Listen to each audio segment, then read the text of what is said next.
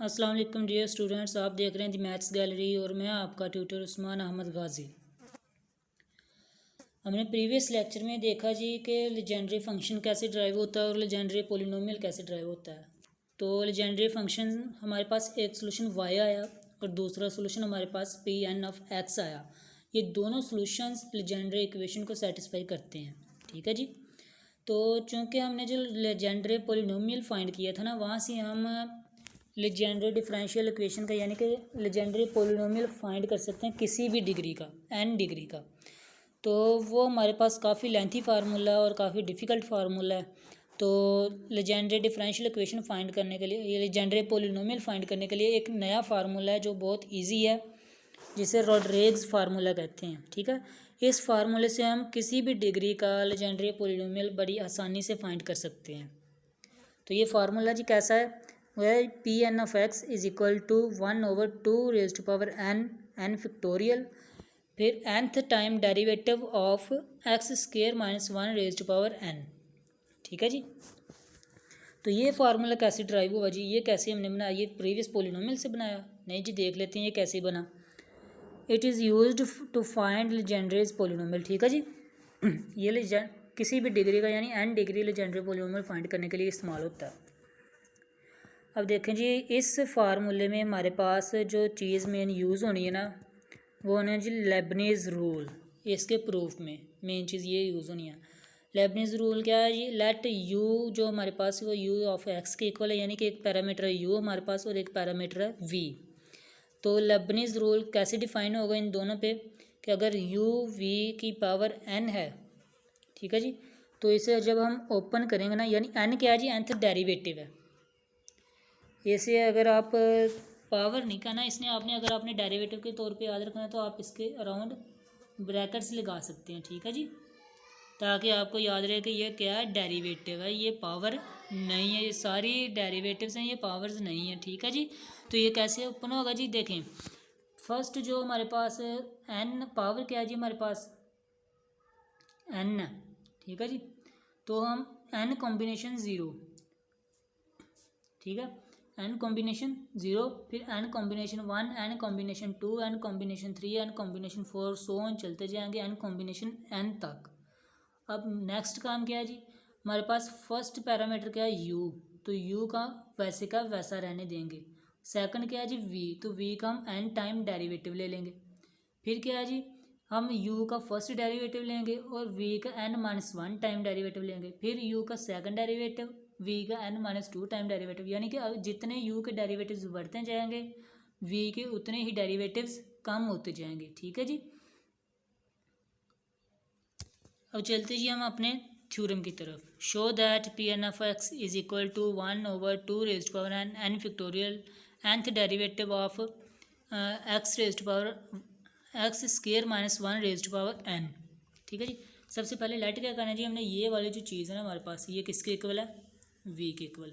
हमने यहाँ से प्रूफ स्टार्ट करना है। ठीक है, ये v के इक्वल है, तो इसका हमने सिंगल डेरिवेटिव लिया। तो डेरिवेटिव लेने differentiate with respect to x, तो हमारे पास ये वैल्यू आती है जी n into x square minus 1 raise to power n-1 2x। Power शुरू में पावर से एक कम और जो पावर के अंदर है उसका डेरिवेटिव, फिर उसको हमने रीअरेंज करके लिखा। ठीक है जी। अब देखें ये वाली चीज़ किसके इक्वल है, हमारे पास v की इक्वल थी जो हमने लेट की थी इक्वेशन 1 में, ये देखें। ठीक है जी। और v डैश क्या है हमारे पास, v का डेरिवेटिव है विद रिस्पेक्ट टू x। तो ये चीज़ हमारे पास इधर माइनस की पावर में है, तो उधर जाकर पॉजिटिव पावर हो जाएगी। ये v के इक्वल है, तो इसे हमने v के इक्वल पुट कर दिया, तो इसे को इक्वेशन को हमने इक्वेशन नंबर 2 कह दिया। ठीक है, अब हमने डिफ्रेंशिएट करना है इक्वेशन नंबर 2 को n+1 टाइम्स तक। ठीक है जी, डिफ्रेंशिएट करना है n+1 टाइम्स तक। देखें लेबनीज़ रूल, इसमें हमने किस कहाँ तक डिफ्रेंशिएट किया, n टाइम्स तक। ठीक है, लेकिन यहाँ पे हमने कहाँ तक डिफ्रेंशिएट करना है, n+1 टाइम तक। देखें डिफ्रेंशिएट डेरिवेटिव दोनों साइड्स पे अप्लाई कर दिया। अब इस साइड पे भी दो टर्म्स हैं, इसे आप चाहे u कह लें, इसे v कह लें। इधर देखें, इधर एक v पड़ा हुआ और एक x पड़ा हुआ, ये 2n तो कांस्टेंट है। ठीक है, पहले हम लेफ्ट हैंड साइड का ओपन कर लेते हैं डेरिवेटिव। तो डेरिवेटिव में हमारे पास देखें जित टर्म हमने n+1 टर्म्स का डेरिवेटिव लेना है ना, n plus one combination zero, n plus one combination, n plus one combination one, n plus one combination two, n plus one combination three and so on चलता जाएगा। साथ में जी जो फर्स्ट टर्म है ये वैसे की वैसी, और सेकंड टर्म का n plus one times derivative, n plus one time derivative हमने ये वाला अप्लाई करना है, और फर्स्ट टाइम डेरिवेटिव इसका पहले से मौजूद है तो वो ऐड होकर क्या हो जाएंगे n plus two time derivative. ठीक है जी। नेक्स्ट हम इसका डेरिवेटिव कम करते जाएंगे और इस वाली टर्म के डेरिवेटिव्स बढ़ाते जाएंगे। ठीक है जी। तो इस टर्म का फर्स्ट डेरिवेटिव आ जाएगा और इस टर्म का एक डेरिवेटिव कम हो जाएगा प्रीवियस से, यहाँ पे एन प्लस टू था तो यहाँ पे एन प्लस वन हो गया।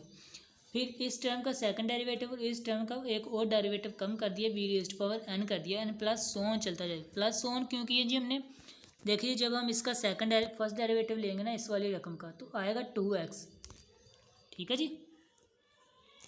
इस वाली रकम का फर्स्ट डेरिवेटिव आएगा 2x। तो जब हम 2x पे फिर से डेरिवेटिव अप्लाई करेंगे तो आंसर आएगा कांस्टेंट जो कि 2 होगा, और 2 से जब हम थर्ड डेरिवेटिव अप्लाई करेंगे तो वो आंसर 0 हो जाएगा। ये सारी टर्म्स क्या हो जाएंगी 0 हो जाएंगी। ठीक है जी। अब सेकंड राइट हैंड साइड पे चलते हैं जी। 2n तो कांस्टेंट है हमारे पास, वो 2n कांस्टेंट आ गया। अब डेरिवेटिव हमने n प्लस वन से स्टार्ट करना है तो वही कॉम्बिनेशन आएंगे सब में, n plus one c naught, n plus one c one, n plus one c two, n plus one c three so on. और ये जो हमारे पास x पड़ा हुआ है ये वैसे का वैसे ही आ गया, ये देखें। और v का n times n plus one times derivative, फिर x का फर्स्ट टाइम डेरिवेटिव तो आंसर क्या आएगा 1, और v का हमने एक डेरिवेटिव कम कर दिया तो वो क्या आया जी nth डेरिवेटिव। अब x का एक और डेरिवेटिव हम अप्लाई करेंगे तो आंसर क्या आ जाएगा, यहाँ पे ही 0 आ जाएगा क्योंकि कांस्टेंट का डेरिवेटिव 0 होगा, और v का एक और डेरिवेटिव हमने कम कर दिया और n माइनस वनथ डेरिवेटिव आ गया, प्लस सोन चलता जाएगा। ठीक है जी। यहाँ तक उम्मीद है आप लोगों को समझ आई होगी। अब नेक्स्ट चलते हैं जी। हमने ये इसमें कॉम्बिनेशन ओपन करने हैं जी। तो कॉम्बिनेशन ओपन किए तो ये आया जी 1 के इक्वल। तो ये हमारे पास फर्स्ट टर्म बन गई एक्स स्क्वायर माइनस वन है, वी रेज्ड पावर वी का derivative n plus two time, और ये कॉम्बिनेशन ओपन किया, ये देखें ये कॉम्बिनेशन ओपन कर दिया, और साथ में इसका डेरिवेटिव 2x आया, ये 2x लिख दिया, और vn प्लस वन लिख दिया। फिर हमने ये वाला कॉम्बिनेशन ओपन कर दिया, ये देखें ओपन किया, और इसका जब हम डबल डेरिवेटिव लेंगे तो आंसर आएगा 2, और साथ में vn प्लस सो ऑन 0, चूँकि 2 का डेरिवेटिव मज़ीद नेक्स्ट 0 होता है तो सारी टर्म 0 हो जाएंगी। अब इक्वल के बाद इसके बाद इक्वल है तो इक्वल के बाद हमारे पास 2n है, 2n के बाद ये वाली चीज़ 1 की इक्वल है तो x से साथ में और v का n प्लस वनथ डेरिवेटिव है। ठीक है जी। अब देखें ये वाला हमने कॉम्बिनेशन ओपन किया तो ये चीज़ आई, तो x का सिंगल डेरिवेटिव 1 के इक्वल होता है तो 1 के साथ v का nth डेरिवेटिव आएगा। ये देखें 1 हम चाहे लिखें ना लिखें तो 1 का मज़ीद अगर डेरिवेटिव लेते हैं तो वो 0 आता है, तो सारी टर्म 0 हो गई। इसे जब हम रीअरेंज करके लिखते हैं तो हमारे पास ये वाली फॉर्म बनती है जी, X square minus one into V का n plus two derivative, 2x into N plus one V का n plus one times derivative plus n into N plus one V का nth time derivative is equal to 2n into X V का n plus one times derivative plus n plus one V का nth time derivative. अब देखिए जी इसे मज़ीद simplify करते हैं जी, ये वाली टर्म्स 2xn और ये 2x को अंदर मल्टीप्लाई करते हैं और साथ में v का n plus one derivative multiply करते हैं, इस n को अंदर मल्टीप्लाई करते हैं और साथ में vn का डेरिवेटिव मल्टीप्लाई कर देते हैं। फिर इस 2n को इन सारी वैल्यूज़ के साथ मल्टीप्लाई करते हैं और ये 2n n के साथ अलहदा से मल्टीप्लाई होगा, 2n 1 के साथ अलहदा से मल्टीप्लाई होगा, सारी वैल्यूज़ को अलग-अलग कर दिया हमने। ठीक है जी। फिर जब सोल्व करेंगे तो देखिए दोनों साइड्स पे ये वाली वैल्यू आएगी 2nx और v का n plus one time derivative, दोनों पॉजिटिव है, ये पॉजिटिव उधर जाकर नेगेटिव हो जाएगा तो हमने इन दोनों को कैंसिल कर दिया कि ये तो कैंसिल होनी ही होनी है। जो रिमेनिंग चीज़ें बची हैं वो देखें जी, हमारे पास एक्स स्क्वायर माइनस वन वैसे का वैसे ही पड़ा हुआ है और v का n plus two times derivative, और ये 2x v का n plus one times derivative, और देखें ये n स्क्वायर और ये n स्क्वायर, इधर v के पास n टाइम डेरिवेटिव, इधर v का n टाइम डेरिवेटिव, तो ये वाला इधर आकर माइनस होगा तो इनमें से हमने कॉमन निकाला v का n टाइम्स डेरिवेटिव, ये n इधर भी ये 2n है, इधर वी एन पड़ा हुआ है, इधर भी वी एन पड़ा हुआ है, ठीक है जी। तो ये वाली चीज़ जो हमारे पास ये इस साइड पे आकर माइनस हो जाएगी, तो यहाँ से हमने v का n टाइम डेरिवेटिव कॉमन निकाल लिया, ठीक हो गया जी। अब नेक्स्ट चलते हैं जी। सारी वैल्यूज़ कॉमन आ गई, तो देखें n square minus two n square किसके इक्वल होता है, माइनस एन स्केयर के इक्वल होता है। और एन माइनस टू एन किसके इक्वल होता है जी, माइनस एन के इक्वल होता है। तो ये हमने सिंप्लीफाई किया, तो इस टाइप का आ गया ये। तो यहाँ से देखें जी, अगर हम लेट कर लेते हैं y is equal to v का n टाइम्स डेरिवेटिव, तो हमारे पास ये देखें जी, हमने लेट बाद में करना है, पहले यहाँ से n कॉमन आ रहा है ना इन दोनों में से, तो n कॉमन लिया, v की पावर v का nth डेरिवेटिव भी कॉमन आ रहा है, वो भी कॉमन लिया, तो हमारे पास वैल्यू बनी जी X square minus one V का n plus two times derivative plus two X V का n plus one time derivative minus n into N plus one V का n times derivative is equal to zero. अगर हम यहाँ पे y is equal to let कर लेते हैं कि y का n टाइम्स डेरिवेटिव, तो हमारे पास इक्वेशन नंबर 3 बनेगी, जो कि लेजेंडरी डिफरेंशियल इक्वेशन बन रही है, ठीक है जी। यहाँ से लेजेंडरी डिफरेंशियल इक्वेशन बनी है। जब हम वी एन पुट करेंगे तो ये देखें वी एन तो वाई के इक्वल है, तो ये साथ में डबल डेरिवेटिव आ रहा है ना, तो वो वाई का डबल डेरिवेटिव हो गया। यहाँ पे वी एन हमारे पास वाई के इक्वल है, तो साथ में सिंगल डेरिवेटिव आ रहा है वाई वन, तो वो वाई का सिंगल डेरिवेटिव हो गया। तो ये वाई एन सिंपल वाई के इक्वल है, तो ये वाई आ गया, ठीक है जी। ये लेजेंडरी इक्वेशन है। Hence Y is equal to D, यानी v का n टाइम्स डेरिवेटिव, ये वाली चीज़ is the solution of Legendre differential equation, ठीक है जी। ये हमारे पास सोल्यूशन है लेजेंडरी डिफरेंशियल इक्वेशन का, जो कि इस इक्वेशन को सेटिस्फाई करेगा।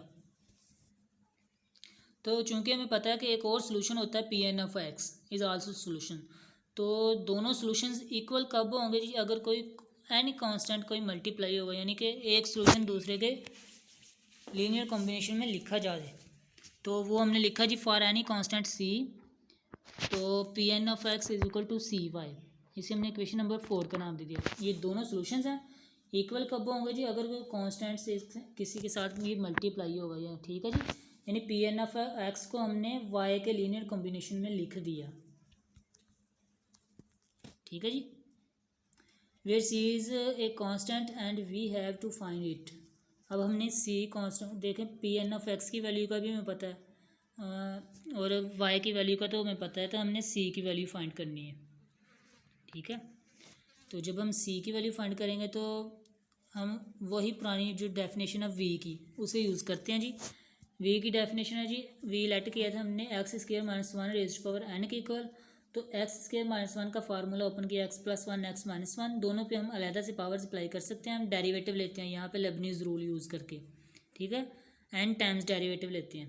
तो जब n टाइम्स डेरिवेटिव लिया, तो वही लेबनीज़ रूल की सिंपल डेफिनेशन जो होती है, कॉम्बिनेशन आ गया, ज़ीरो से स्टार्ट हो गया n तक, ठीक है, और साथ में जो फर्स्ट टर्म है ये वैसे कि वैसे इसका n टाइम्स डेरिवेटिव, फिर फर्स्ट टर्म का फर्स्ट डेरिवेटिव, सेकंड का n minus one times derivative, फिर फर्स्ट टर्म का सेकंड डेरिवेटिव और सेकंड का n minus two times derivative, यानी कि जितने डेरिवेटिव्स इसके बढ़ते जाएंगे उतने ही इसके कम होते जाएंगे।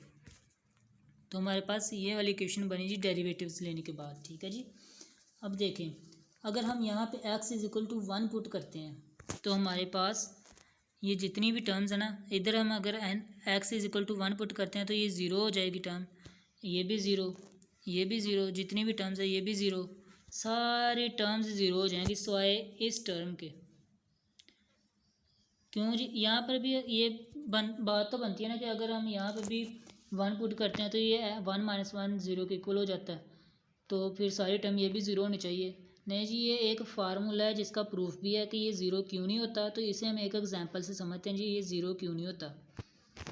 तो n कॉम्बिनेशन ज़ीरो वन के इक्वल है, और इधर हम अगर वन पुट करते हैं तो टू बनता है, टू की पावर n बनता है, और ये किसके इक्वल है जी, मेरा क्लेम है जी ये n फिक्टोरियल की इक्वल है, यानी कि जितनी अगर डेरिवेटिव पे पावर n है और इधर भी पावर n है, तो ये n फिक्टोरियल की इक्वल होगा।